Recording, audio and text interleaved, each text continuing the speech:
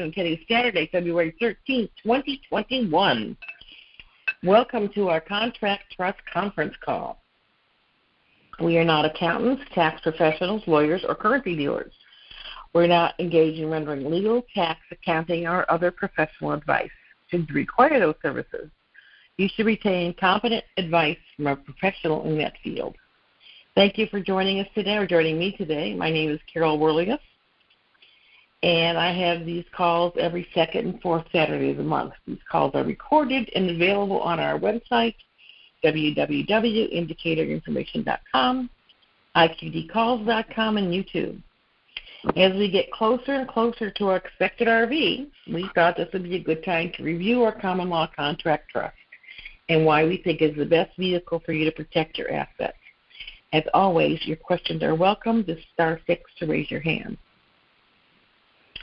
We are still, and again, hearing talk about the RV, GCR being ready to go any time now. We encourage you to be ready with a properly crafted trust. Many of you have asked that I review the steps we may need at our exchange redemption, and the first thing, being prepared is always a good idea. We have been told, I think I'll just get a so-called skeleton trust from the bank and go from there. We advise against that. The bank is not your friend. The trust they create for you will more than likely name them as a trustee, or giving them some power to do whatever they deem appropriate, probably without your approval. And they can certainly do a lot of damage to your account in the 30 to 90 days it takes you to get that proper trust created. People have asked, why should I establish a trust rather than continue owning currency in my own name and social? Owning anything in your own name and social leaves your assets exposed. If you were to exchange in your own name, then an accident or heart attack on the way home, all that money would be at risk, would be taxed at the federal rate of 40%, and after the $5.49 million exemption. The assets can be tied up in court for years, and your family may not see any of it for a very long time. Many have recommended that all your accounts should be labeled as POD, or payable at death. That takes care of the probate issue, but is still at the risk of taxes and becomes public information. And that's not a bad idea for personal accounts and things like that you're not going to have a lot of money in anyway. Having assets in your own name leaves you wide open for lawsuits and others wanting you to part with your newfound wealth. On the other hand, if you exchange into a properly crafted trust and then have an accident or heart attack, the assets remain in the trust with no probate or estate taxes. It will be managed by the successor trustees that you previously named. Now, obviously, a properly crafted trust is a better alternative to either a skeleton trust or exchanging in your own name. Well, there are probably hundreds of other trusts out there. We feel our common law contract business trust provides you with the most flexibility and asset protection than any other. And we realize that common law contract business trust is a mouthful, so we refer to it merely as a contract trust. While it is in fact a true business trust, we have dropped the word business as it causes a lot of confusion, especially with bankers. If you go in to open an account and your trust is business trust, they want to see all the accompanying state paperwork like corporation papers or LLC. This trust is not required to have them, hence the reason we dropped the name. The trust we have retains all the benefits and advantages of the business trust without being called a business trust. There are many advantages of the contract trust. As trustee, you are in total control of the trust and its assets. There's no one between you and your money, which most people think is pretty important. A person can transfer all of his or her property, real or personal, to a contract trust. Such property is thereby protected from personal liabilities, probate, and death taxes. You can name your children as successor trustees. The contract trusts that we prepare are irrevocable. The contract trust is not a statutory trust. It is never registered in any state or county. The contract trust has a life of 25 years, but can be renewed by the trustees if they desire. The contract trust is born to live and not to die as conventional statutory trusts. I was recently asked about getting an EIN. Somebody has said that getting an EIN for common law trust takes it out of common law and makes it a statutory trust. An EIN doesn't change the structure, basis, or validity of the trust. However, getting an EIN is necessary if one wishes to open a bank account, so it's really a moot point. We have to have one. We provide all the legal backup you need, as well as membership to our exclusive website, indicatorinformation.com. Many of you have asked about what needs to be completed when they get their trust from us. Your trust is complete when you receive it. All you need to do is sign in front of a notary. All signature lines are clearly marked. You do not need to download and print the trust. We send you the complete package, including the IRS EIN letter and access to our website. So at this point, I'm going to take a little break here for Q&A. So if anybody has a question, now would be a good time. Because we're going to change gears here and talk a little bit about exchanging. Okay, so anybody who has a question, now would be a good time. Okay, well, anyway, as always, your questions are welcome. *6 anytime. Okay, here we go, right here. I'm sorry, this is area code 605. I do not recognize a name here. Good morning or afternoon. Hey, it's Fred, Sioux Falls, Kempster. Hi, Fred. How are you doing? Not bad. Cold. Okay, this is pretty simple. I've read this stuff so much, I've now got myself to a confusion point. So what can I do? I've been over and over and over. It's just a simple question. My understanding is we can be the trustee on our own trust. That's correct. I just want to make sure, because I started thinking, wow, I've been hearing other stuff, but that's what I thought. I mean, that's what Jim and you guys both said. So I'm not shy. Yes. Let's start off the question bank. We're good. All right, good. Thank you so much for starting. I appreciate it. Okay. Absolutely. I am not shy. Thanks. Thank you. Bye-bye. Okay. Wayne, you have a question for me this morning. Connie? A beautiful Saturday.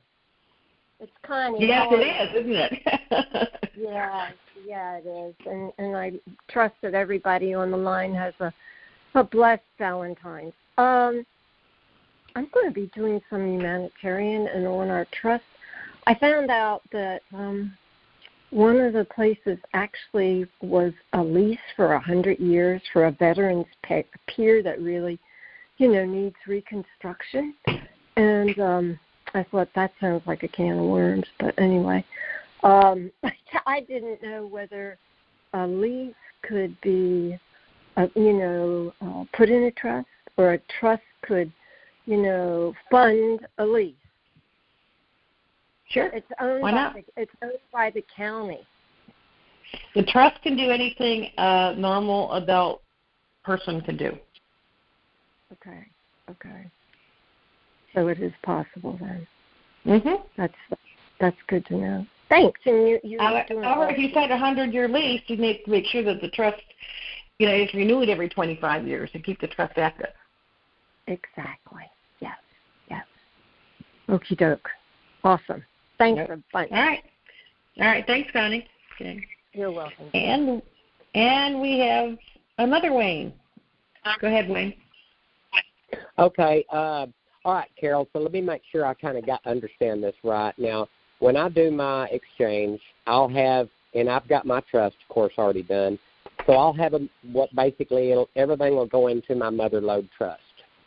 Now, correct. When I get ready to do something, and I assume that this would be basically the same thing with anything that I wanted to do, is what I would do, like, say, for an example, if I want to buy a house, okay, I would create, in other words, another bank account, a sub-trust, okay, and then I would transfer money that I wanted to use to buy that home and maintain that home into the sub-trust, and that would be a tax-free transaction. In other words, to move the money from the mother Lode to the sub-trust, and then the sub-trust, once that money's in there, then I can take, for an example, my checkbook and go write a check for the house or the car or whatever. Yes, that is correct. We have suggested that if you're going to have a lot of additional properties like real estate and cars, et cetera, you put a management trust in between. But if you want to go back and listen to some of our older calls, we explain that in depth. But it might be something I talk about next time as well. Okay? Okay, so in other words, I may set up a trust that's in between the mother lode and the sub-trust.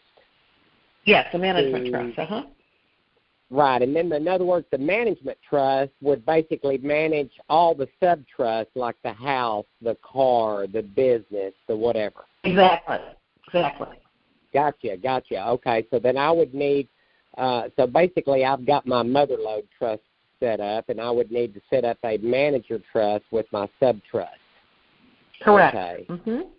Okay. All right. I'm with you. I'm getting it. Okay. All right. Okay. Wayne is new to this process, folks. So. All right. I still have a lot to learn, and I want to learn it. I still have a lot to learn, and I want to learn it all, and I'm going to. I'm just kind of in the middle of wrapping everything up. Anyway, that's all my questions. Well, thank you. All right. Okay. Thanks, Wayne. Bye-bye. Hello, Ed. How are you doing today? Again, I'm good. You beat me to it, Carol. I was going to make a comment that perhaps it would be advantageous for all of us to go and listen to the other calls. I've made it all the way down to call number 80, and I'm working. Oh, my goodness. Oh, wow. Yeah, they're good. Yeah. They really are good. Thank you. And like you just told the last caller, a lot of questions that we have, I noticed on the calls that they get asked over and over and over and over, which is a good thing because we can hear the answers over and over and over and over. Mm-hmm. Yeah. Hopefully the answers don't change. Oh, no, they don't change. Sometimes they get more in-depth depending on the way the question is asked. Right. But, yeah, you beat me to it, so thank you for doing it. All right. Thank you. I appreciate it. Mm-hmm. Okay. Well, I guess for right now, let's see. Okay, I guess for right now we can get started. I know a lot of you have been asking for me to talk about this, and trusts are my attention. That's what I do is trust. I have been a student of all of this RV GCR stuff for many, many years. I read a lot. I listen to a few calls here and there. And you've all been asking, well, what do I do? What do I need to do for my exchange? And again, I'm not a guru. I don't have any first-hand knowledge of what to do or say. But what I can offer you is sort of a compilation of the many articles I've read throughout the years. Some of this information is from Judy, some from Bruce, some from TNT, and others. I get lots of stuff. So we put together some things, and I'm just going to be reading all this stuff because that's all I can do, because I can't make a personal comment on it because it's not my field. However, I have edited it a few places, and I think you'll be able to figure out where that is. Anyway, the first thing is making appointments. My understanding is that those who have either purchased currency online from banks or an online registered dealer like TravelX, Great American Coin, and or one of the other aggregating sites such as Dinar Recaps, Dinar Chronicles, etc., will receive a link to a safe website. The link will be emailed from one of the Tier 1 banks, HSBC, Wells Fargo, Chase, B of A, possibly Fifth Third.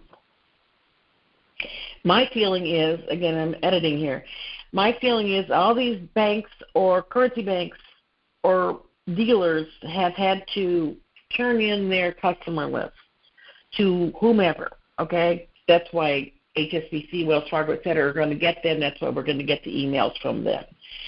So a lot of you are worried about going to get an 800 number, going to get an 800 number. If you purchase your currency from a dealer or a bank, my guess is 99% you will get the 800 number or the SafeLink website.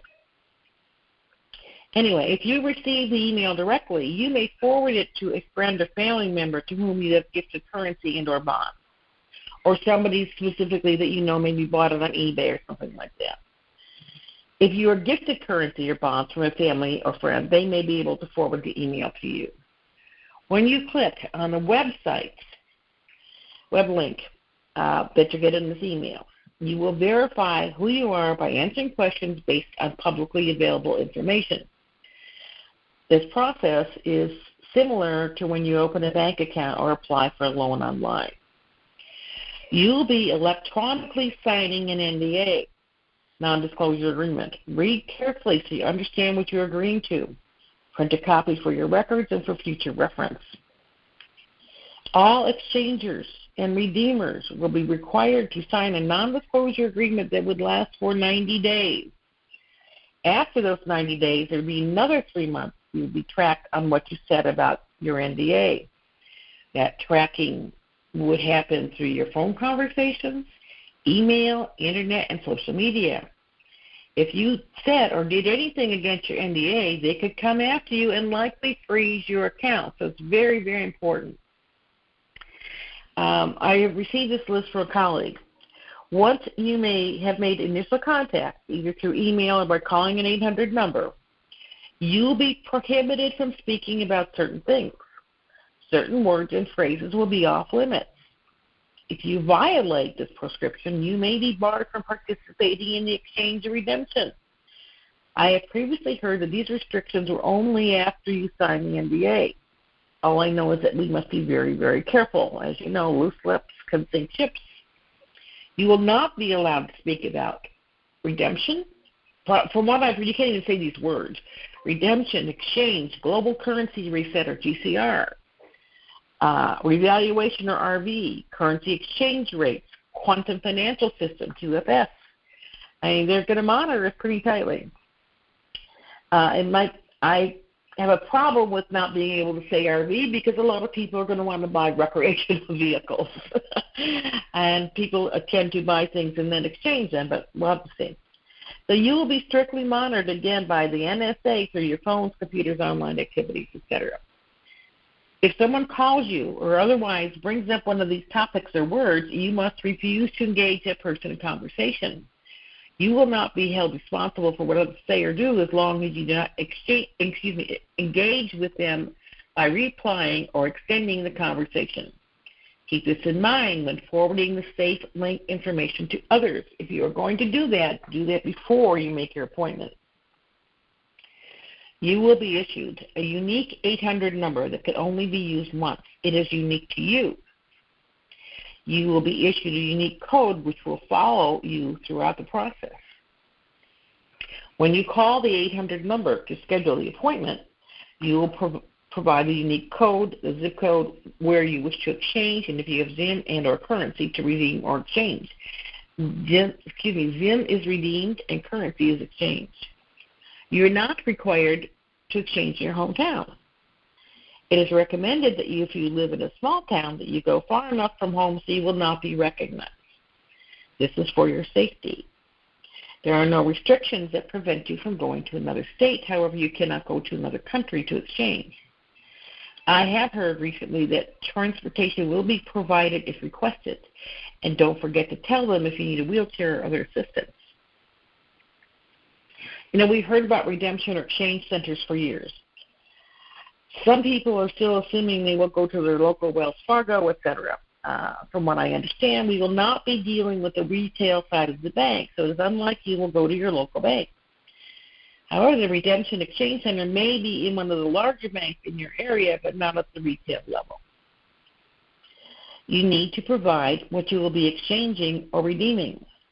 Start with the ZIM bonds and then the currencies by country. This is because not all locations will have the ability to process ZIM bonds. Never say how much you have. Legally, they cannot ask how much you have.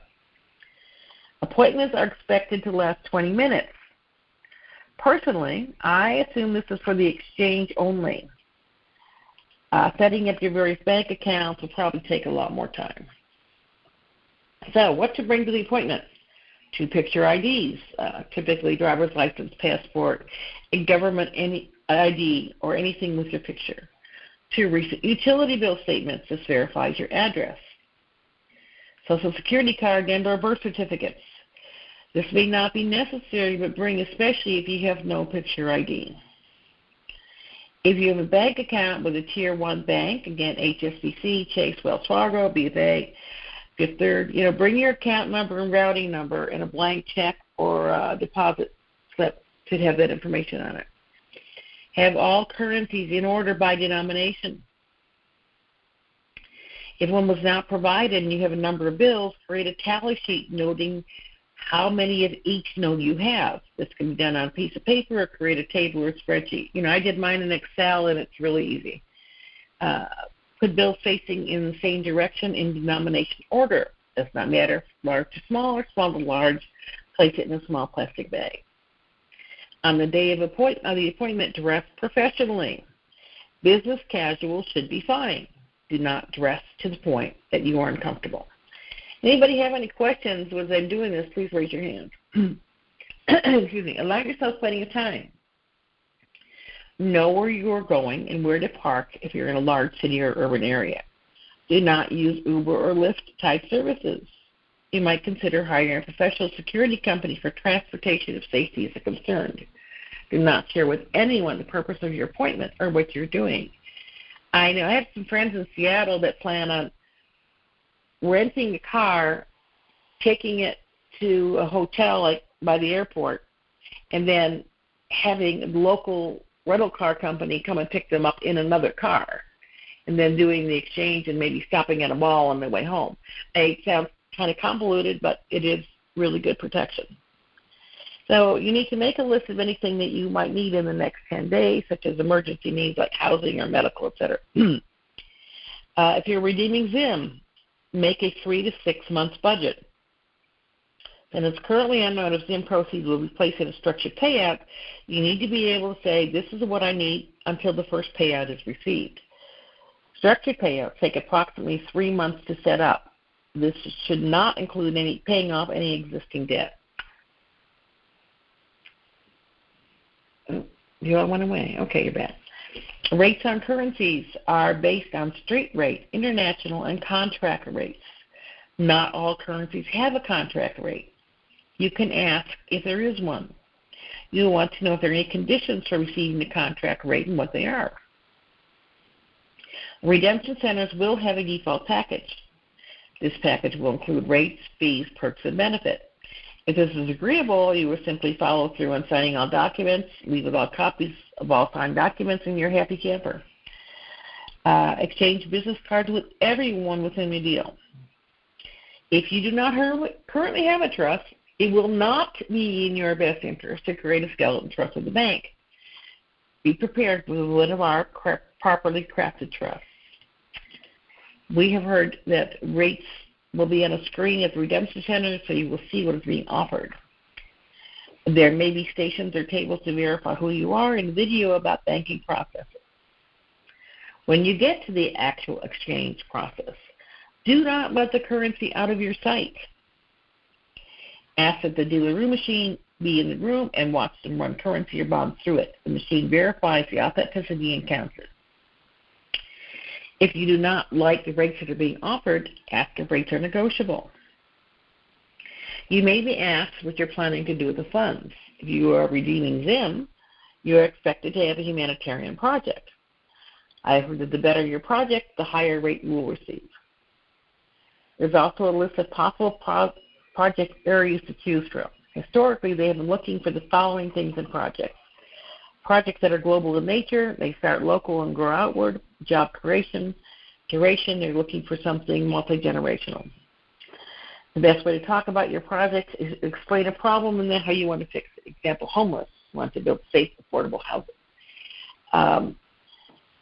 President Trump did have a list of, I believe, 15 different areas that one was able to choose from at the time. I don't know how valid it is anymore.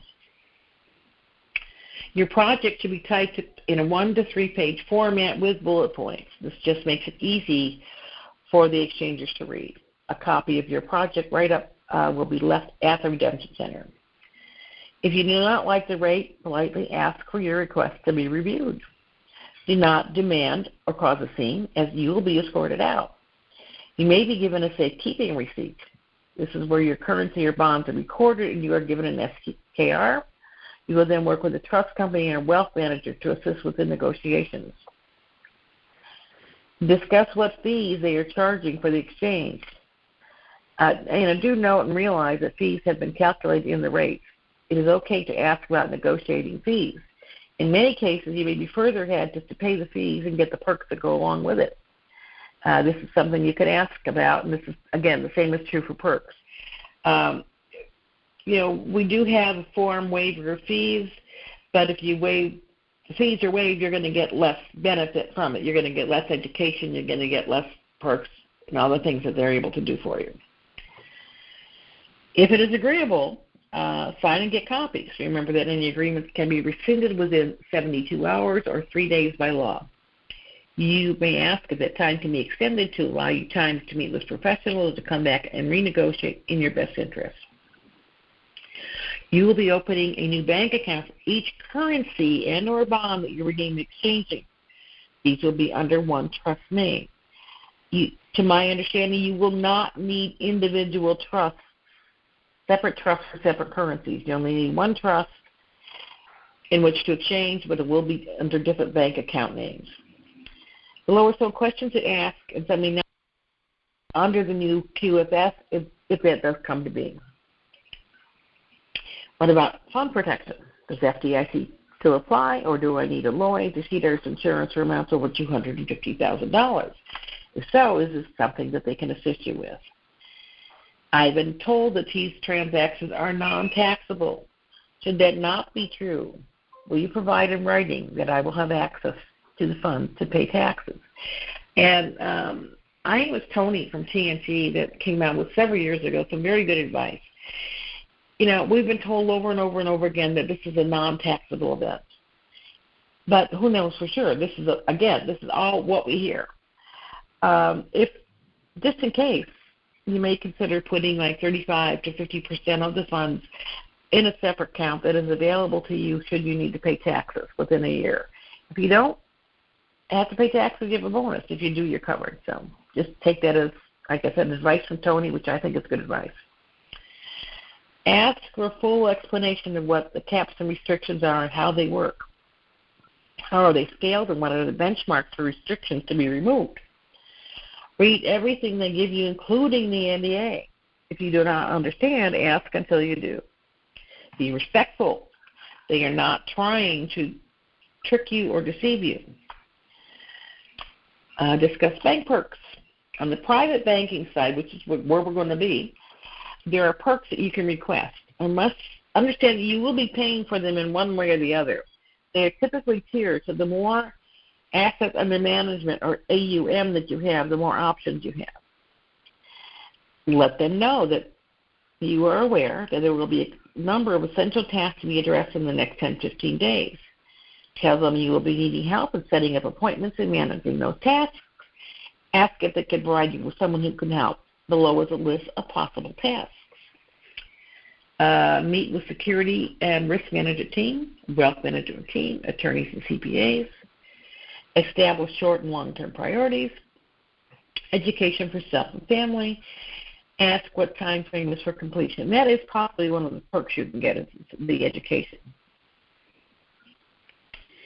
That's pretty much it without going into every little nook and cranny that I've read about. One really good resource is My Wonderfully Wealthy Life. There is a copy of it on our website, and it talks about a lot of these things, so I would suggest that you look at that. So, we're about half hour, 25 minutes, half hour into the call. I do have some more information on bank accounts if you're willing to hang in there with me. So star 6, so let me know if you'd like to continue. Okay. Yes, Sandy. I would like to continue, but I thought maybe you might want to touch on the fact that if we do not have the management trust yet, that is the possibility that once we put it into our regular Mother Lode Trust, that we can then purchase the management trust, and we can do all that without creating any new taxation, if there is any. Well, good point. When a new trust is created, it is not a taxable event. And it doesn't matter if it's because of this in our currency or expected money. I mean, as long as this trust has been around, creating a trust and funding a trust is not a taxable event. So, Sandy, you're correct. If you don't have your management trust yet and you wait till after this RV is finalized and you have the money, creating another trust is not going to create any additional taxes. And just as a reminder, folks, when this happens, I'm off for 2 weeks. So get your ducks in a row quickly, because what I get will be on a first come, first served basis, okay? That's a great question, Sandy. Thank you. Okay. So you want me to continue? I don't see anybody else, but I guess it's good enough. So anyway, so let's talk about this. A while ago, we saw a post from Deb Tar Heel Girl, and I don't know about most of you. From my information, she was doing a lot of posting some time ago. I haven't seen much from her lately. Anyway, she talked about exchange procedures. When I asked her to clarify some things, she told me she was not the author, but it was written by a retired treasury officer. My guess is he knows what he's talking about. I've also heard the same information from a lecturer who believes this is the best way to go. Please understand that these are merely suggestions. I have added some of my own thoughts. Obviously, I don't know how much we are be able to do at the initial appointment, but these are really good suggestions. As far as I know, some of you have existing non-interest-bearing accounts for your trust, so one of the items coming out may not apply. The lecturer stresses not to commingle current U.S. dollars with new treasury currency, so your present accounts may be redundant. However, I have heard also that once the Treasury, we do get the newest Treasury money, that any existing dollars we have in our accounts will be automatically converted. So I don't know how much about that. I will say about commingling, do not commingle trust money with your own money. It's not a good thing to do. And as far as non-interest-bearing accounts, some people said, well, look at all the interest we're losing. Well, you could lose a lot more than interest if you have an interest-bearing account. An interest-bearing account allows the bank to play with your money. They can invest it overnight, which they all do. And if it's a non-interest-bearing account, they can't touch it. So just keep those things in mind. So let's go back to the list here. Open up a separate account for each kind of currency. Account 1A for IQD, account 1B for Vietnamese dong, account 1C for Zen. The reason for separate accounts is for different currencies is to differentiate, if necessary for tax purposes, between currencies which are tax tradable and currencies which were not tradable prior to revaluation. It is our understanding that the revaluation of tradable currency is not, in and of itself, a taxable event. The following steps must be followed for each currency separately. You may combine the separate account assets in the holding account mentioned below at a later date. And we have another question here. Hang on. Yes, Ed, what's your question? I didn't hear you mention it, but at one time we were hearing that we would get a debit card with $1 million on it at the exchange. Have you been hearing that still? I heard that was going around several months ago, and frankly, I don't think that's ever going to happen. I really don't. Oh, okay. But it's my personal opinion. Okay, all right. I mean, it's a good question because I heard it a long time ago too. I also heard $250,000. Who knows? We'll see. Right. We'll see. You can always ask. Yeah, that's true. Exactly. Thank you. Okay. Wayne, you have a question? Yes, ma'am. Okay, so we don't want to mingle our trust money with personal money, but that's correct. Okay, but I understand that we could set ourselves up with like a salary or something. So Absolutely. How would that work? Okay, but how? In other words, it's like, okay, so would you pay yourself a salary from the mother lode or the management trust or a sub-trust? I personally plan on paying myself for the management trust. From the management trust. So yeah. You would take. So you'll be managing all that, right? I mean, if you wanted to, you could pay yourself a salary from all of them. One Right. should be fine. But the whole idea is you want to Right. minimize your bookkeeping. Yeah. So if I did it like you and I pay myself a salary from the management trust, then that is a taxable event. Yes. At this time. Okay. And with So the say, for current example, if I tax pay, system that we have, yes. okay, so if I paid myself, say, $150,000 a year, then I would just pay tax on that $150,000, of course. Correct. Okay, and so can you just maybe do it once a year and pay yourself yearly, or would you recommend doing it quarterly, or how would you do that?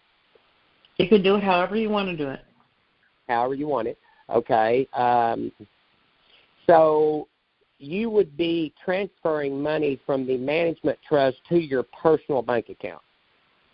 That's correct. But you will have minutes to back it up. You'll have a minute in your trust saying at a regular meeting of the Board of Trustees it was suggested and unanimously approved to pay the trustee annual compensation of $150,000 a year.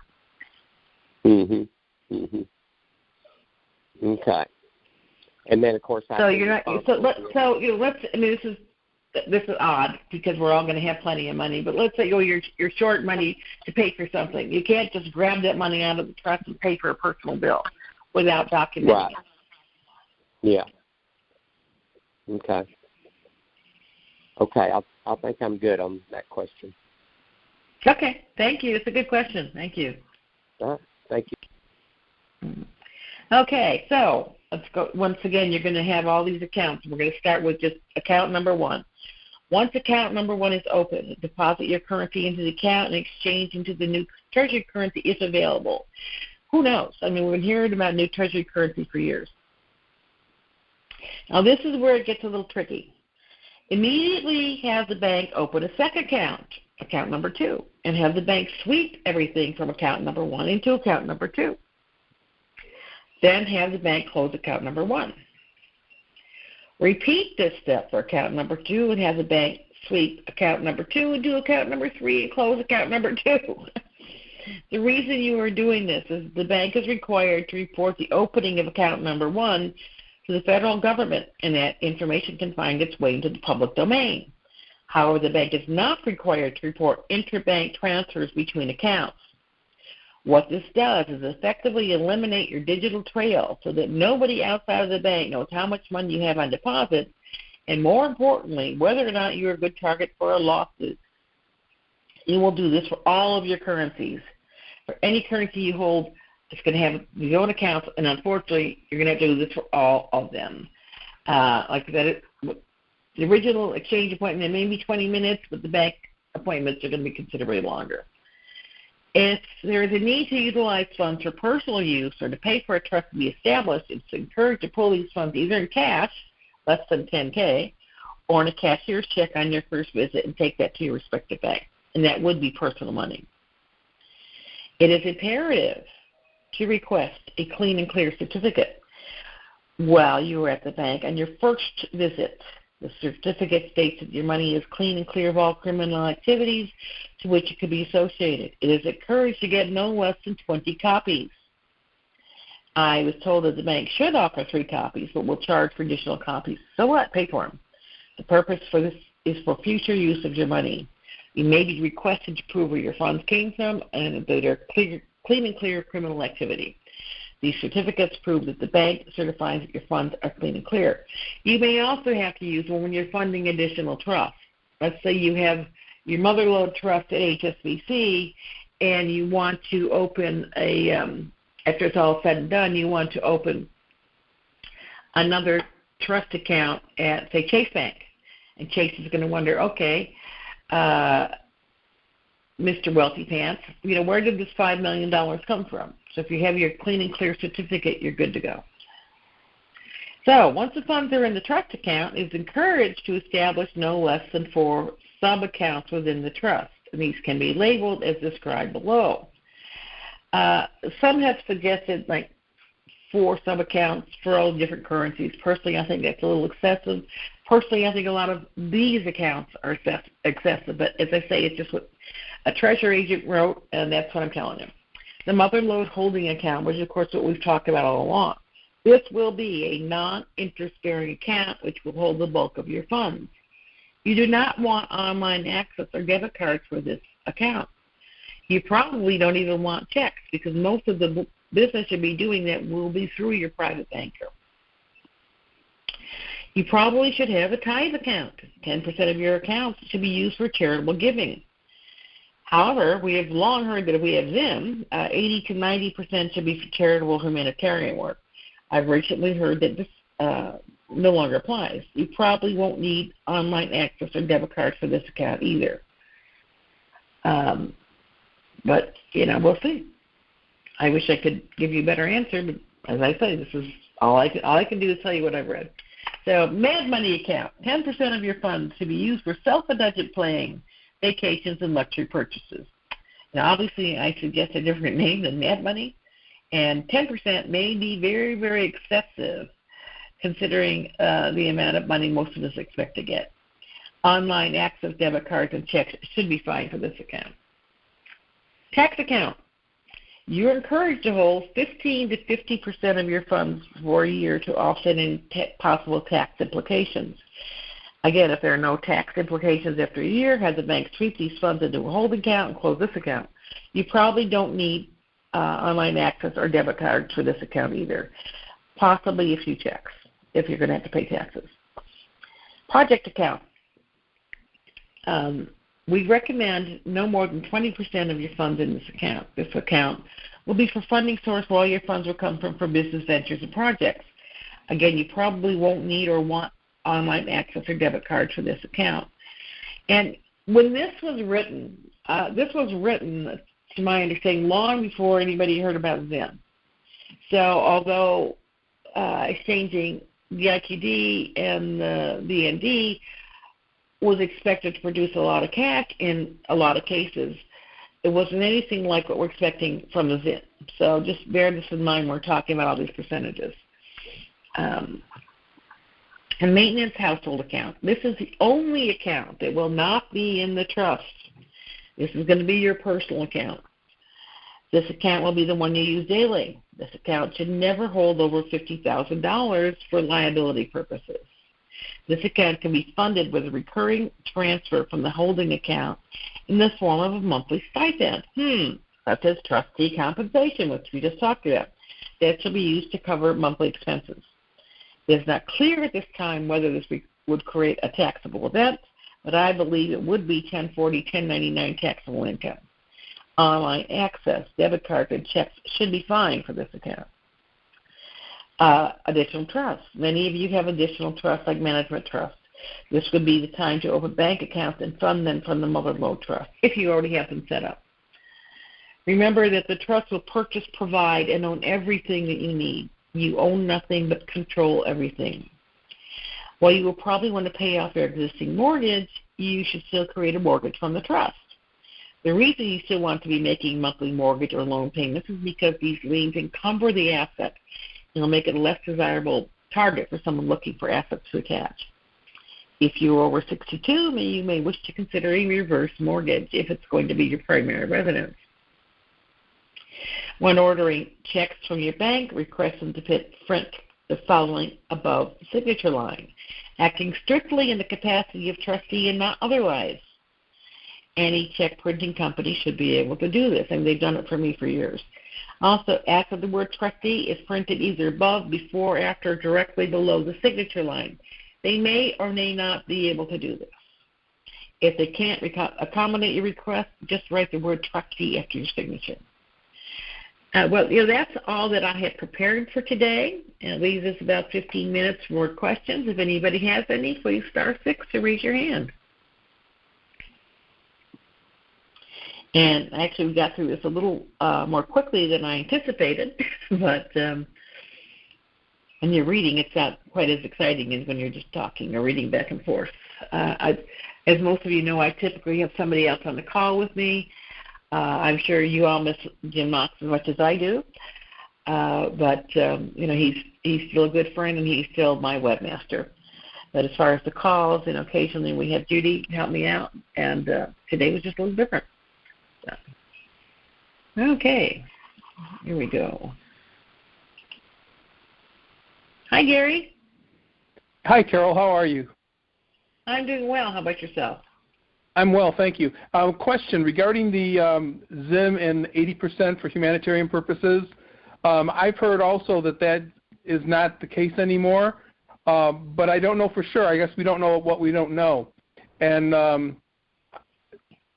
I guess we're going to find out when we exchange, but I had a question on that, and it just escaped my brain. Don't you hate it when that happens? It does, because there was something I was going to ask regarding that, and I lost it completely.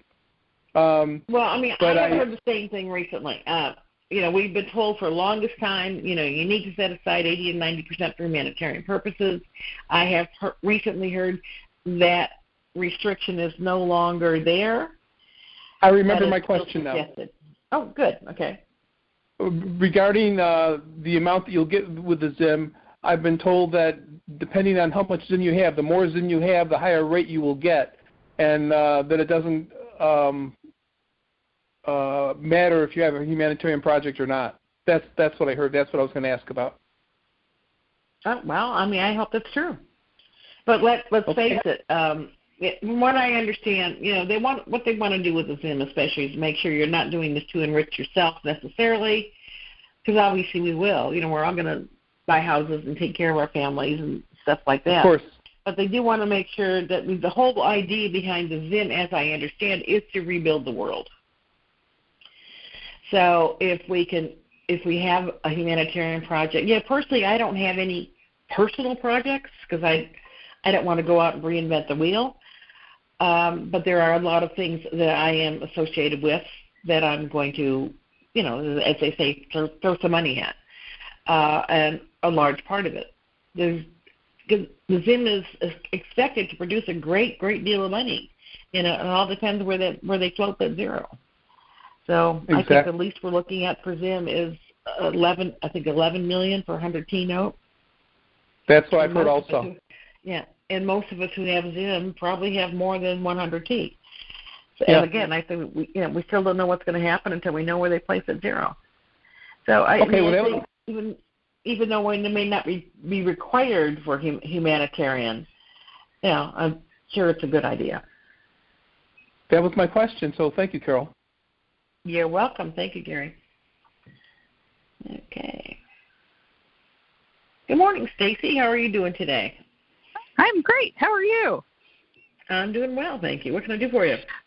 Okay, so I heard some of the detailing that you were going through about opening a new account for each denomination within the trust, and then once you do that, to close that and open a new account to minimize the shared information between the government and the IRS. Does that need to be done at the initial bank appointment when you go to exchange, or does that need to be done at a separate time? Judging by what I read from what I got from Deb Tarhill, it sounds like it should be done at the initial appointment. However, I think that even with the bankers, we are going to be limited on time. Right. So I think that's they're kind going of to what I'm probably wondering. say, okay, Mrs. Exchanger, here's your initial Mother Lode account. You can come back on Tuesday at 3 o'clock, and we'll do the rest of them for you. Okay. I mean, I'm just assuming, because I know how long it takes to open an account, right? Yeah.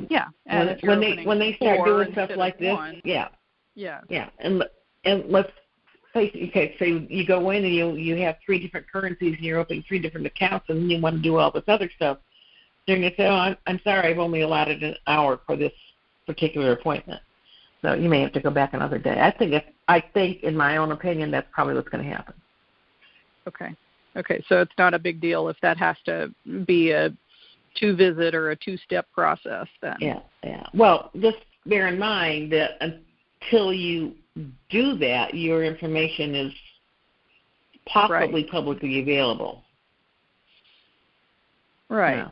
And that's what you're trying to say. But if you go in 2 days later and do it, my other question is, with doing that, is the bank going to balk at that? Am I going to have to provide them with some kind of a really good reason to make them want to do this for me after they've already set up an account for all of these things?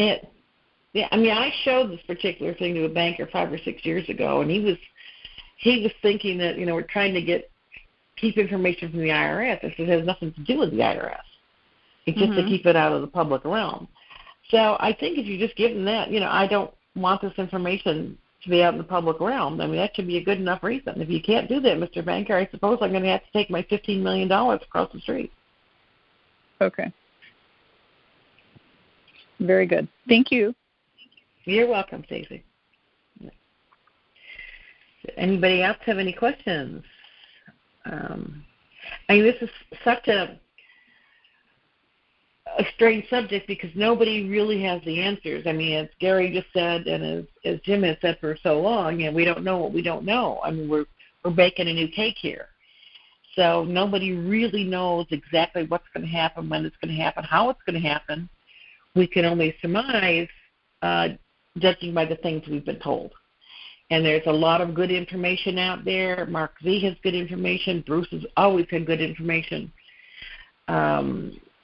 Nick Fleming, and several others that don't really want their names broadcast. So I mean, there's just a lot of things that we're just surmising because we're hearing it from different sources. So, and as I say, so it's difficult really to make that comment. So we have another caller here. Hello, Marcy. How are you doing today? Marcy? Hello? Marcy, unmute yourself, Marcy. Okay, well, until Marcy jumps in, I guess I'll have to continue to talk. So, again, I like to say, we don't know what we don't know. We don't know what to expect. I have heard many, many different things over the years, such as we won't have to go more than 80 miles to a redemption center. I have heard that if you are in an area where there's a military base, your exchange will more than likely take place at a military base. I do know, as I said, it will not take place at the retail level of your local bank. If you live in a big city like Seattle, I know that most of the banks have huge office buildings. That would be where my guess would be if it's being done by a bank. But, again, we don't know. I don't personally think the banks are going to be the one that's redeeming. I do think it's going to be at an redemption or exchange center. And, again, only certain areas, certain facilities will be able to redeem the ZIM, not all of them. So that's why you need to tell them ahead of time that you have ZIM so they can look up the best place for you to go. One of my personal concerns, and most of you know that I'm here in Florida and I live in Oklahoma, one of the requirements to prove your identity is a utility bill. Well, obviously I'm staying with relatives. I don't have a utility bill. So I plan still on using my local utility bill from Oklahoma and maybe something that I received in the mail here that says that I'm actually here. So, and there's things that we're all going to have to adjust for our personal needs and personal situations, but we just have to, in many cases, play it by ear. And I'm sure when this does happen, we'll be given much more explicit instructions.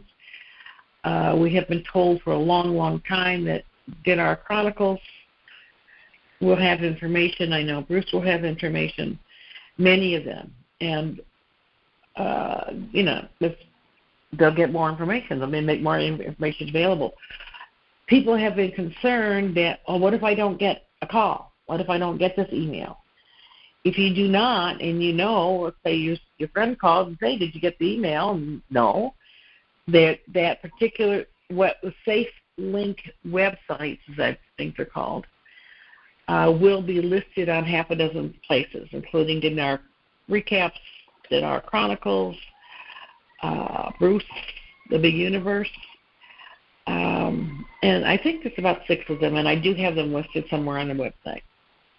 And I am going to ask Jim to put this particular call on the website in text form, so if anybody wants to read this, and go back to it, you're certainly going to be able to do that. Again, I suggest that you read A Big, Rich, Wonderfully Wealthy Life, because it's a pretty good resource. Well, I guess Marcy is not there, and nobody else seems to have any questions. So with that, I guess I'm going to close. It's about 5 minutes to the hour, and my voice is getting a little scratchy. So again, thank you to all of you for your time and attention. My name is Carol Werelius. My number is 877-333-5018. I am available between 10 and 6 Central Time. The best way to reach me is always by email, info@indicatorinformation.com. Have a happy and safe weekend. Happy Valentine's Day, and go RV. Talk to you soon. Bye-bye.